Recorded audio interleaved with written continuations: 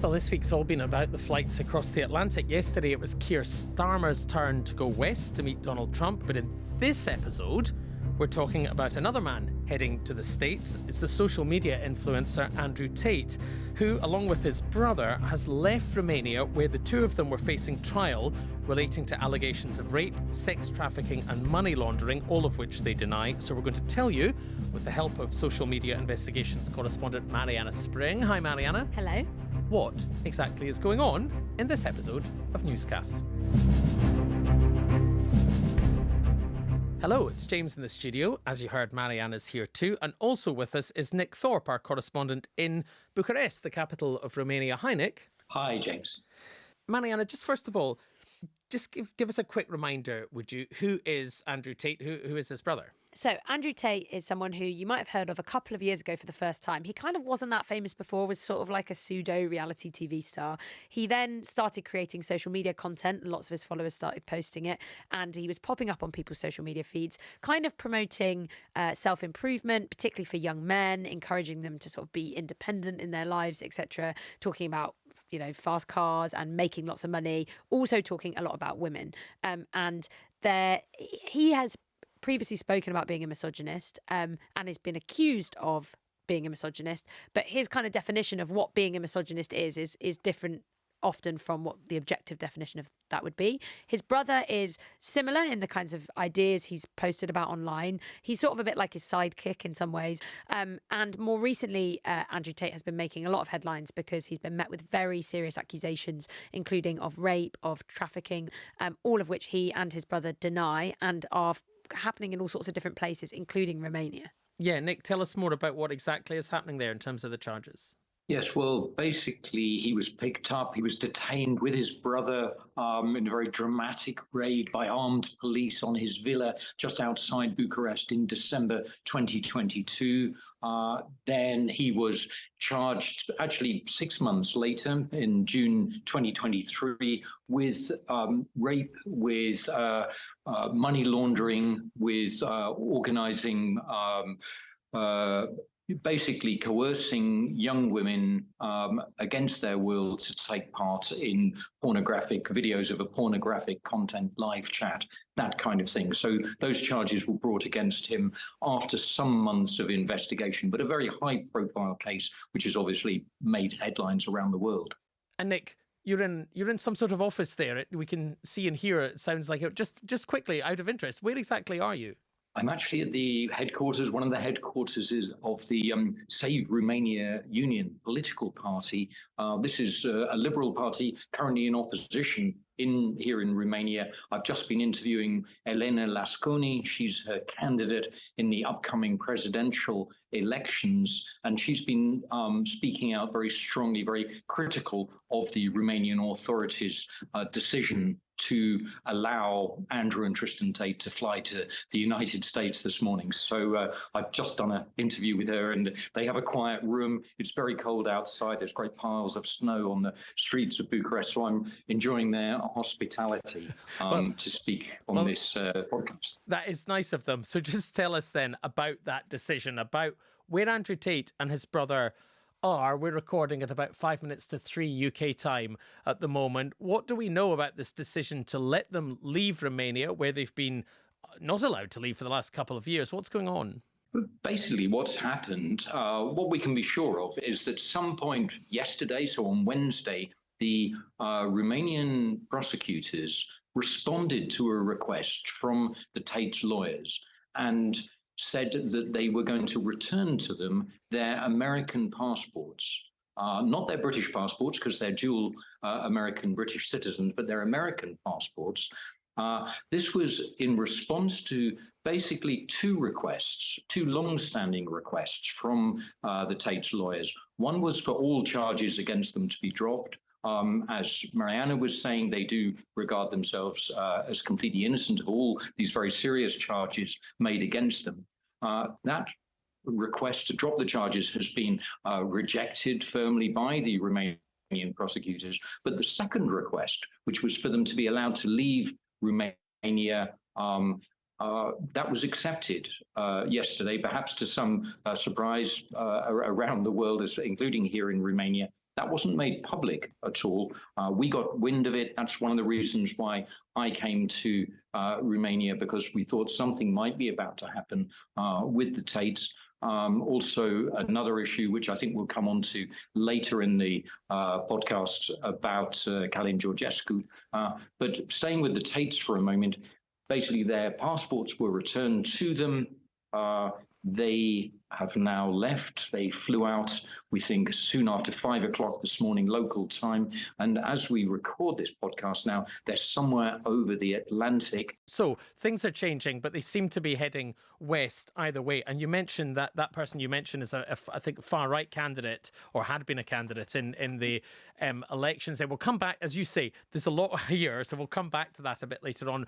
But Nick also mentioned, Mariana, the joint US-UK nationality that Andrew Tate and his brother have, and they face allegations here as well. They're wanted by the authorities in the UK in relation to an investigation by police in Bedfordshire, which is looking at allegations of rape and human trafficking. And again, we should say the brothers categorically reject all charges. That's a quote.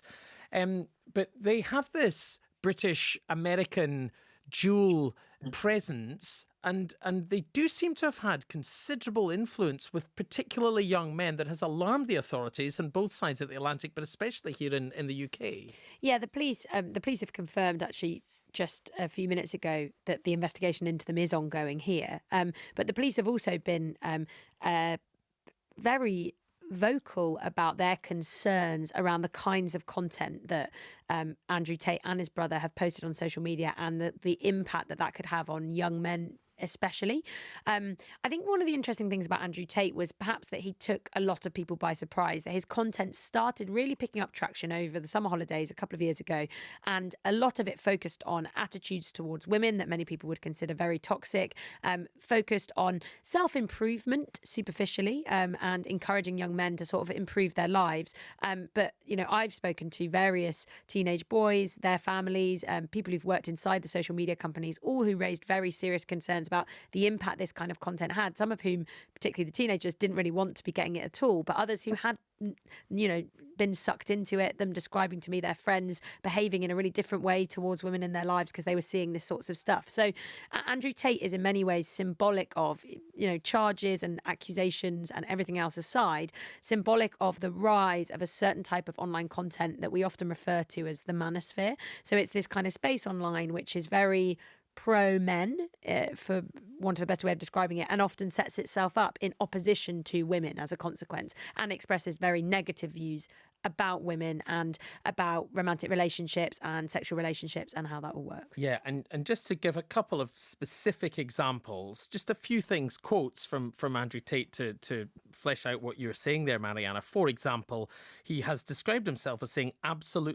he is absolutely a misogynist, that is to say, a hater of women. He said he is a sexist. He's described women as intrinsically lazy, said there's no such thing as an independent female, and among other things. At one point, he was banned from what was then Twitter for saying women should bear responsibility for being sexually assaulted, although he's since back on X, which we might come on to. No, go on, Mariana. What I was going to say, I mean, that's what's been so interesting is when he first started popping up everywhere, there was a real concern, especially from, I mean, not just the police, but from schools, from parents, from all kinds of people, you know, kids and teenagers themselves, about what they were seeing on their feeds. And the social media companies kind of across the board responded to this by seemingly reducing some of the content and the reach that Andrew Tate had. It's worth saying that a lot of his content doesn't always come from him. It often comes from, like, kind of networks of fan accounts, people that really like him, make montages. And part of his university scheme thing that that he runs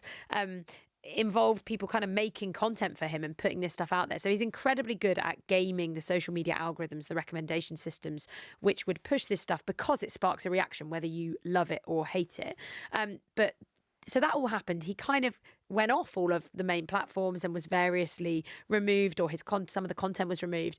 And then Elon Musk bought X, and Elon Musk decided to reinstate a huge number of people who'd been removed from the platform. And Andrew Tate was actually one of the kind of later people to be reintroduced, but he was reintroduced nonetheless. And that gets us into the links, Nick, with the United States and links that get close to the Trump administration. Elon Musk, obviously a very close advisor of Donald Trump, more than an advisor. He seems to be directly involved in many ways in the running of the government. But also, this whole story really has been brewing. As you say, you headed out there knowing this story had been brewing since last week. And one of the reasons, Nick, for that, I wonder, tell me, was it this envoy in the Trump administration who'd been discussing the case directly with a Romanian minister, which has made people wonder if there is some sort of Trump White House interest in Tate and his brother?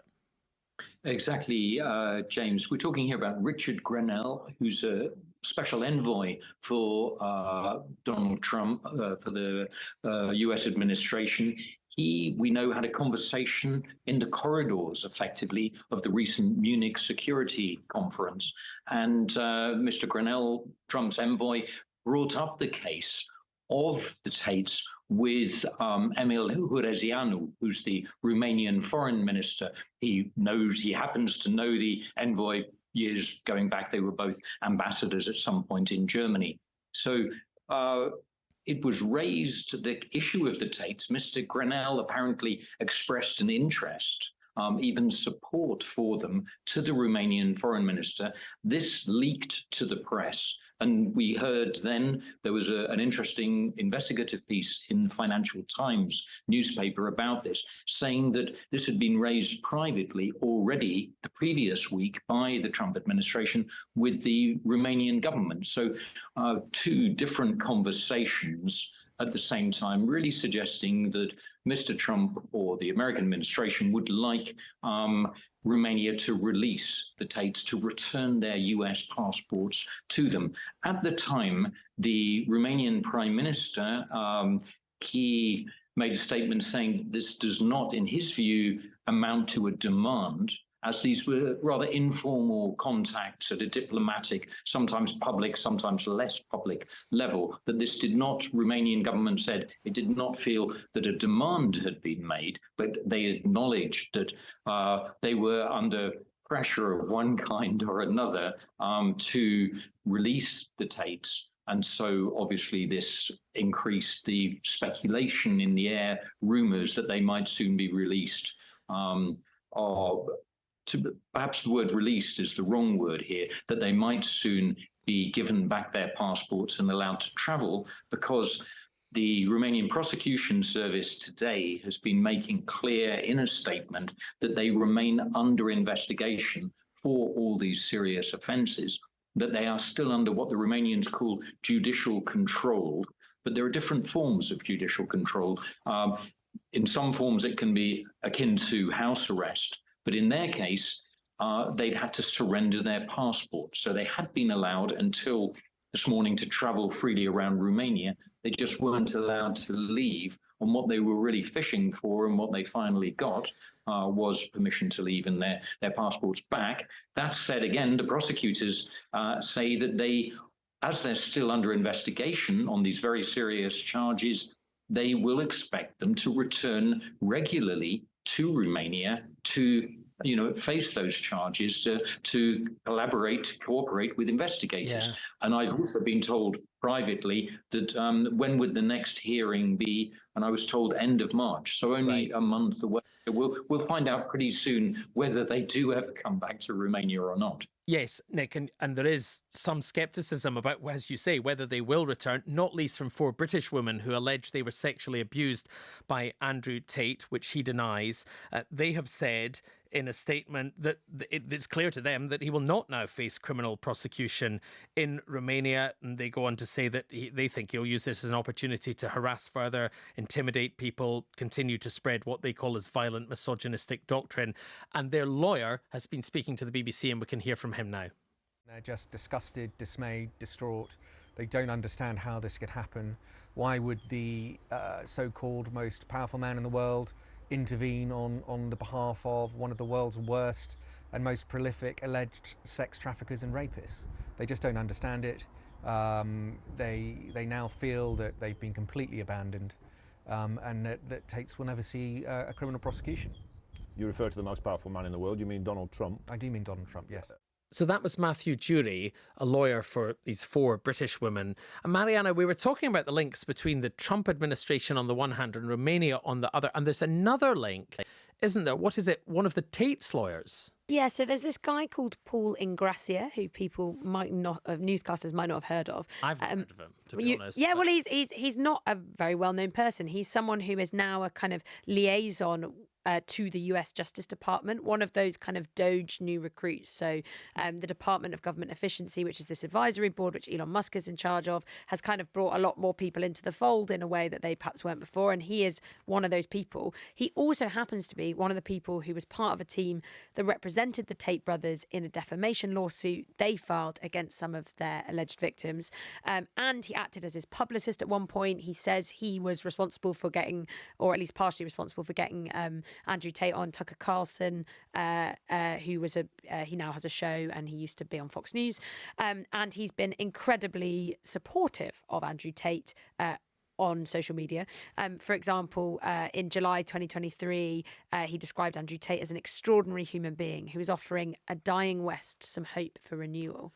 So we're building here a picture of little threads, little links between the White House on one side, or at least the wider Trump world, and this case, Andrew Tate and Romania on the other. And just to continue with that, Nick, can you take, and this is complicated, which is why I'm doing this bit by bit. We're trying to take it bit by bit. But the next thread that links Romania and the White House is the Vice President, J.D. Vance. And this man, Calin Georgescu, who you mentioned earlier. Nick, please, can you explain? Sure. So Calin Georgescu, he's in his early 60s. He's a Romanian politician we hadn't really heard from before. He emerged pretty much from nowhere on the 24th of November last year in the first round of Romania's presidential election. And he came first with 24%. Not enough to win the election outright, but enough to go into the second round, which was supposed to take place 2 weeks later. He's a far-right character. He was very strong against vaccine mandates here in Romania. He is very strong in favor of organic farming. He'd been associated with a far-right party called the Alliance for the Union of Romanians in the past, though he was not their candidate in that election. But he really, thanks to enormous support at the last minute, on TikTok in particular, he swept to a very surprising victory, actually against Elena Lasconi, came second, whose office I'm now sitting in here and who I've just interviewed on this case. You know, she's been expressing her indignation about her country allowing the Tates to leave. But coming back to Georgescu, he, since that, basically what happened then, he seemed to be running in as the sort of favourite to win the second round, which would have been on the 6th of December. And what happened instead, the 8th of December, and what happened instead, a few days earlier, in early December, the Romanian Constitutional Court decided to annul that election on the grounds of Secret Service documents which suggested Russian influence in that campaign, and that there was Russian money, Russian influence, but also other sort of dubious characters, a failure of Mr. Georgescu to declare campaign financing, things like that. And altogether, that was presented as evidence by the Romanian Constitutional Court to annul the election. And that, Nick, is where J.D. Vance comes in. Is that right? The US Vice President? Exactly. In his speech, in J.D. Vance's speech, he was scolding Romania for cancelling that election on what he called very flimsy evidence presented by an intelligence agency. And he said that while, of course, no country, including the United States, welcomed or could tolerate Russian interference in any election process, Mr. Vance also said that if a few 100,000 votes influenced perhaps by another country could sway an election, perhaps Romanian democracy is only paper thin, or words to that effect. So here we have the United States, the most powerful country in the world, weighing in, really, criticizing Romania as what he regarded as a sort of typical example of the governments of Europe, the elites, the governing elites of Europe, failing to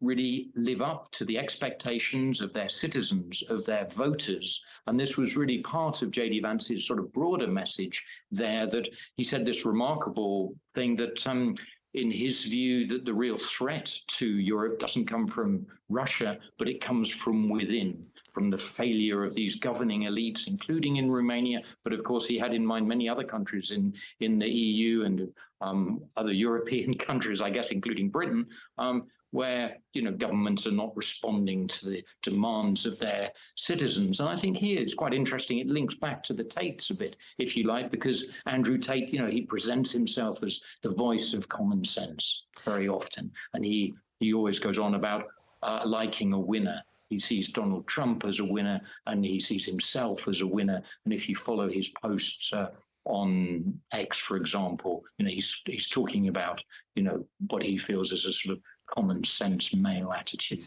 It's really interesting. All these threads are tying together, when you look at it and you begin to look at the web. Lots of things are linked here, and it all speaks to this wider theme that we've been talking about in Newscast all week, really, which is this complete transformation in the relationship, the transatlantic relationship between the United States under Donald Trump now on the one hand, and European nations, not least the UK on the other, a challenge that Keir Starmer is now about to have to grapple with. So it'll be interesting to see whether this comes up. Maybe it will, maybe it won't, in or after his meeting with Donald Trump. Maybe not in the meeting, but you never know. They might be asked. Anyway, we've got all of that happening. Downing Street, incidentally, say this is a live case. You wouldn't expect us to comment, which I'm sure they're very happy not to. But where we end up now at 14 minutes past 3 on Thursday afternoon in the UK. These men are still in the air, and Mariana will all be watching very closely to see what happens when they land, who, if anyone, supports them, whether anyone meets them, where they go. There's a lot for us to keep an eye on, isn't there? Yeah, there is. And I mean, I think what is worth saying is that if you have spent any amount of time, which I have spent a lot of time, hanging out on X over the past 6 months, what we used to call Twitter, this comes as very little surprise, this feeling of an openness towards the Tate brothers from, for example, people like Elon Musk. And some of the things we've been talking about, to your point about the threads all kind of interconnecting, it's like actually lots of these themes, like someone like Andrew Tate, even though he has been held in Romania in this way and is under investigation again for allegations that he denies, he's still been able to post prolifically on social media, and he gets huge numbers of views, millions of views. Often this stuff is amplified by other people on X. And all of these people who seemingly have quite disparate aims in some ways, they're focused on different topics or areas. Whether it's that they're concerned about the COVID-19 pandemic and vaccines and they oppose vaccination, or whether it's that they are Andrew Tate and they're really into talking about sort of the need to prioritise men's rights and encouraging men to be men, etc., etc. They've all kind of coalesced together around Elon Musk as the sort of sun, quite literally the sun, at the centre of it all. And Elon Musk's whole thing has been freedom of expression matters, and it doesn't matter kind of what people are saying, people have the right to say it, and that's what I'm going to facilitate on my site. But it's just so interesting, the ability of someone who, I guess, before it, in an alternative universe, if Andrew Tate had not been allowed back on the platforms, or just social media didn't exist in this way, you do wonder whether you'd even be at this point. And it's just so, I mean, we talk about it on Americast, the cousin of Newscast, a lot.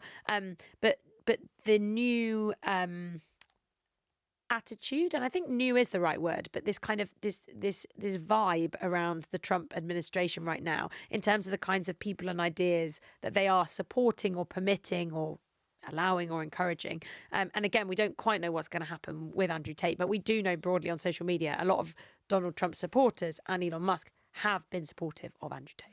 Mariana, thank you as always. Thank you for having me. Nick, thank you very much. And this is a busy day for you reporting from Bucharest, but not arguably your busiest ever. Is that fair? It's one of the busiest. It doesn't quite match the Romanian Revolution in 1989, which I also reported on for the BBC. But it is an intense time. We're not getting a lot of sleep in Romania these days. We'll let you get on. Nick, thanks so much. Thanks very much.